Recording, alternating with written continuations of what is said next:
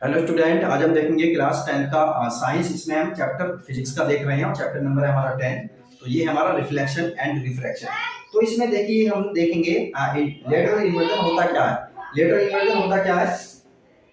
Lateral inversion होता है हमारा राइट साइड जो है हमारी, जब हम अपने मिरर में देखते हैं, अपने आप को देखते हैं, तो हमारा राइट हैंड हमारा लेफ्ट लगता है और लेफ्ट वाला हमारा राइट लगता है। इसे हम क्या बोलते हैं? लेटरल इन्वर्जन बोलते हैं। जिस तरह के ये एक एग्जांपल है इसका, रेड RED, रेड इस तरह से लिखा हुआ है। जब हम इसे मिरर में देखेंगे तो ये कुछ इस तरह से हमें नजर आएगा। तो इसे हम क्या बोलते हैं? लेटरल इन्वर्जन बोलते हैं। अब हम देखते हैं इसमें image form by a plane mirror. Plane mirror जो होता है हमारा, उसकी इमेज जो है किस तरह की बनती है। तो देखिए, the image found in a plane mirror is virtual. Image कैसी बनती है हमारी? वर्चुअल बनती है, रियल नहीं बनती। और वर्चुअल इमेज कैसी होती है? उसे स्क्रीन पर नहीं लाया जा सकता, स्क्रीन पर वो नजर नहीं आती। इस तरह की इमेज हमारी कैसी कहलाती है? वर्चुअल इमेज कहलाती है। दूसरा है, जो प्लेन मिरर हमारा इमेज बनाएगा, the image formed is erect. Image कैसी होगी? इरेक्ट होगी। इरेक्ट का क्या मतलब होता है? सीधी इमेज बनेगी, उसकी उल्टी नहीं बनेगी, सीधी बनेगी। थर्ड है, the image formed is of the same size. Image बिल्कुल सेम साइज की बनेगी, जिस साइज का हमारा ऑब्जेक्ट है उसी साइज की हमारी इमेज बनेगी।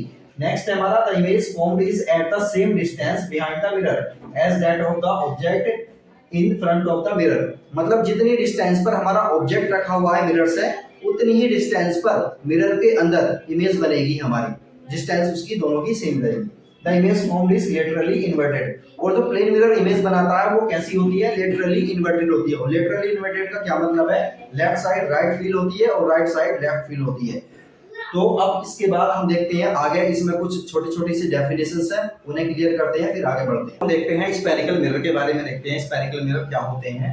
तो अ spherical mirror is that mirror whose reflecting surface is the part of a hollow sphere of the glass।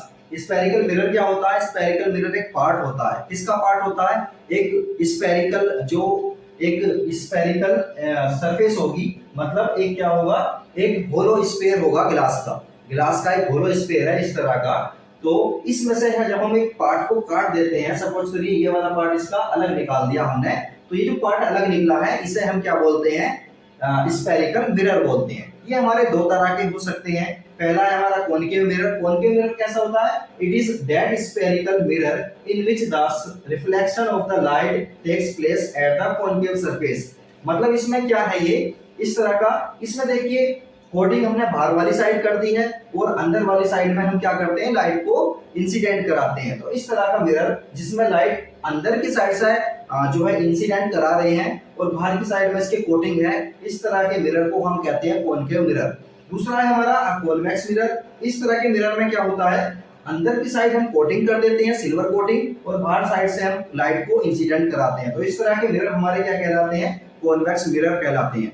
अब इधर देखिए centre of curvature. Centre of curvature को हम सी से रिप्रेजेंट करते हैं। सेंटर ऑफ कर्वेचर होता क्या है? The centre of curvature of a spherical mirror is the centre of the hollow sphere.